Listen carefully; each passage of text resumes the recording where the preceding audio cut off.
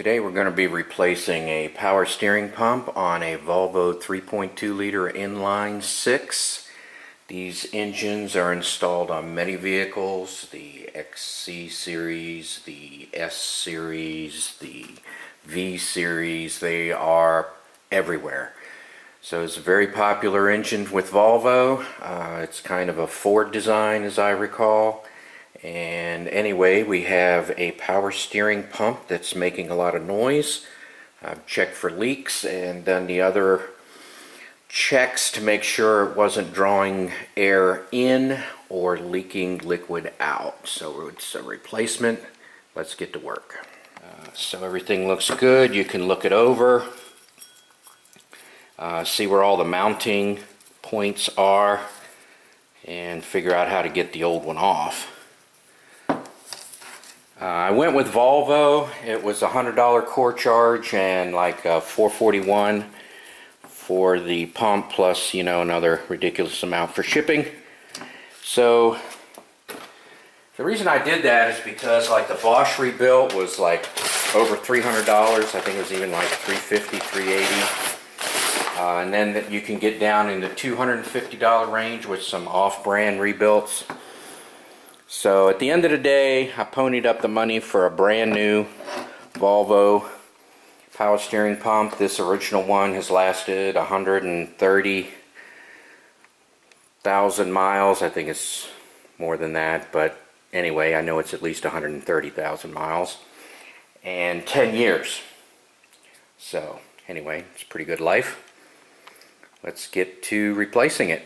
So I'm going to get this air box off. I'm going to start taking pieces off and get to it, and then I probably explain most of it on Reassembly because stopping and starting to video the job would make it very long.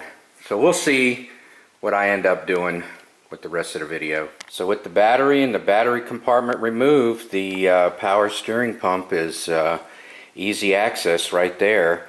So I'm able to get a 19mm wrench on the tensioner. So I'm going to figure a way to jam the tensioner. So with my 19mm wrench on the tensioner, I can just release the belt tension. And then I'm going to jam something in there to keep it loose. So in addition to just, taking hoses off and the bolts that mount the power steering unit on the back of the pulley, there are these two screws opposite of each other. I believe they're T25s that need to come out, so that's going to be fun to deal with. I'll probably just loosen the belt and rotate them to a convenient location and take them off. I'll show you how I do that. So the return low pressure hose is just connected with a clamp. Get some pliers, loosen that up. The high pressure side is a 16mm. Alright, taking the hose off wasn't too bad. It was difficult to pull, so I just took my pliers and I put a little tension on it and just started wiggling, and once it started going I could just pull it right off. And then I had unhooked all the connections. There's two of them to give this line some freedom to get out of the way. I like things out of the way. Nothing really leaked too much out of the pump. And now I've taken loose the high pressure line, and there's a screw in the back. I'm going to loosen that up to give that line some freedom of movement. So there's the screw that holds the high pressure line securely, and that's an 8mm. So there's the one mounting screw, goes right here. Am I pointing? Yeah, right there.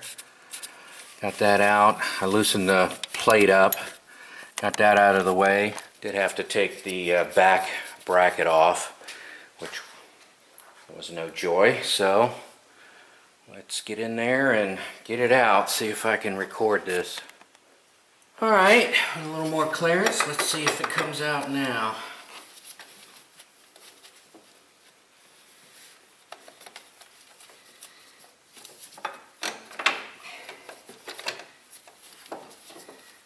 I have the belt off. It's just like caught on the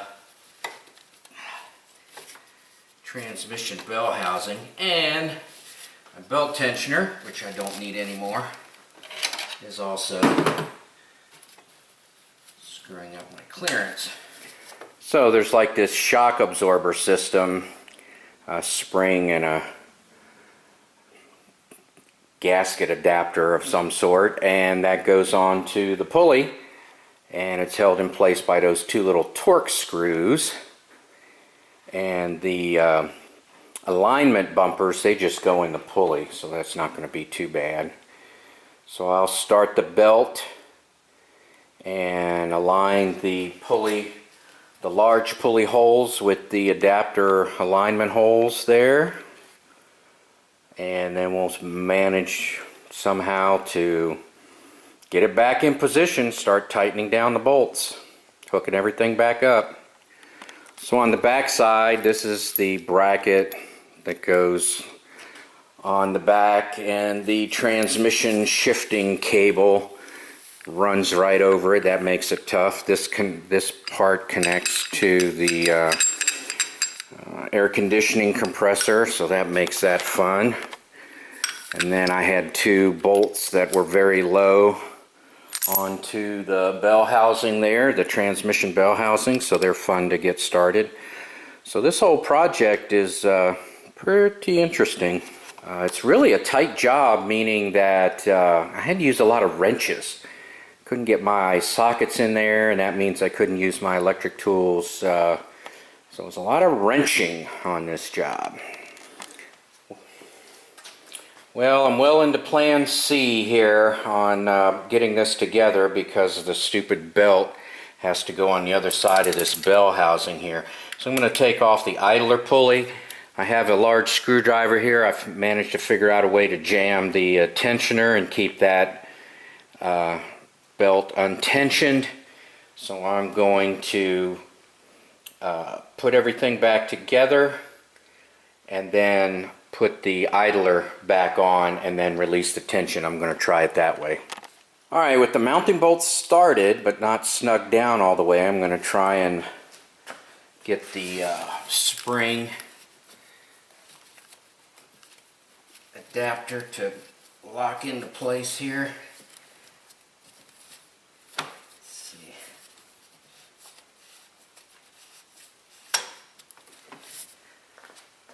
Alright, you heard it pop into place. Now I'm going to tighten down the mounting bolts. Alright, now I'm going to put the set screws back in, or whatever they're called, back onto the pulley here. Especially now that I know I can have access.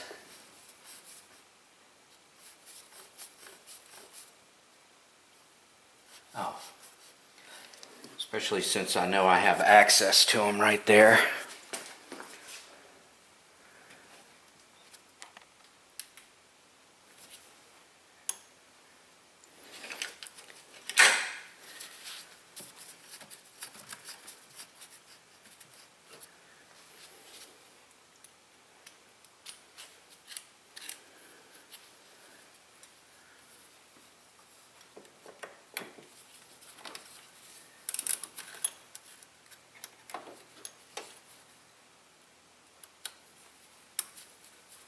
Probably the longest take in this video. Alright, I'll cut it short, just showing you that I have access to it.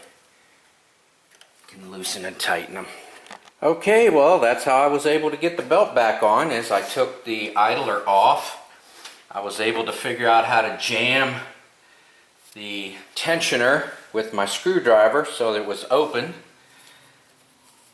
And then I put everything back together, making sure the belt was on the compressor correctly and that it was on the pump correctly.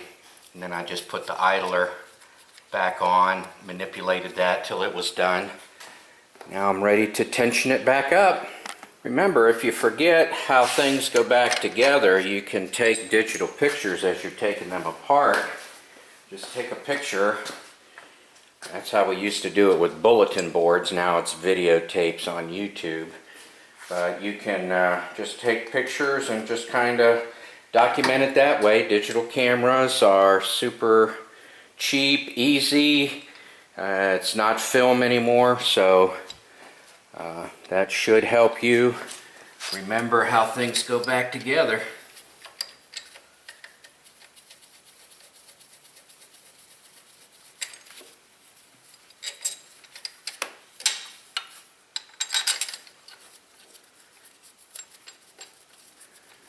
Alright, there we are, all back together and wonderful. Now that I've done it one time, I can do it again much quicker and easier. Now that I know a few tricks, which I will share in this video, if I hadn't done it already. So next is just the battery compartment and the air cleaner housing. And we're back together, and I'll put a little bit of fluid in there. A little bit of overfill. We'll start it up and make sure we have power steering. So here's the battery tray. This was fun to get out. We have a cable running through here. I believe that's the hood release cable. It runs through here and through this slot here.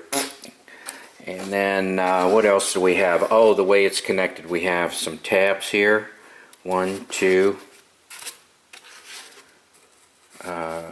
3, 4. So here's the battery tray back in place. You want to watch for little details like it hooks in over here onto a electrical runway. Also, you want to hook the hood release back up correctly. There's a little catch in the engine compartment at the seam, and here where the front cover goes on, it fits into place and it snaps in over here. Your positive is going to go in this groove right here, things like that. I'll get the screws back in, start assembling it. Okay, just for the record, it started off whining. There was a lot of liquid in the reservoir, a lot of aeration in the reservoir, which I was expecting. I thought it was a fail, but as you can hear, it's cleared up. I'm sorry I didn't record the whole thing, but looks like we've successfully diagnosed and fixed that whining sound.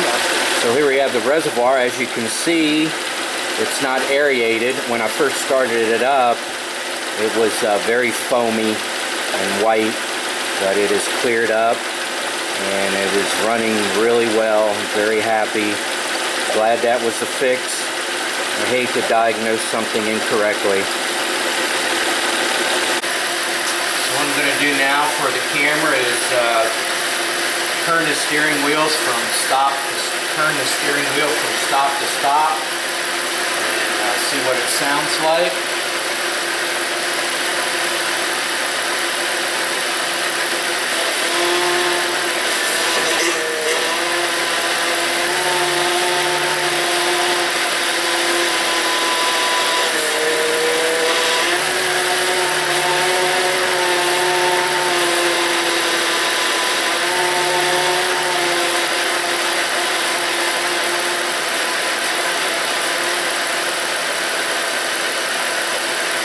Alright, I'm going to declare that a success. Thank you for watching.